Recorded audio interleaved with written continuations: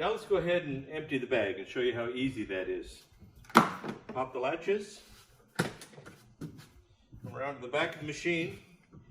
You want to get the top out of the way. Now we can pull the tub right out here. So there's our dust we just sucked up. Let's take the bag out.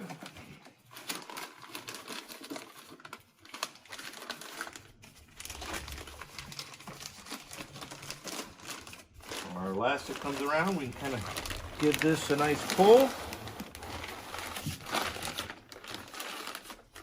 Take our zip tie here, get it ready to secure.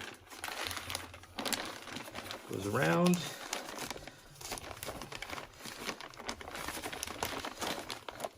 Inserts into there.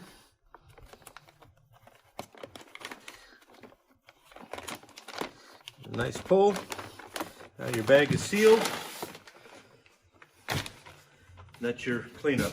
Throw a new bag in and go back to work.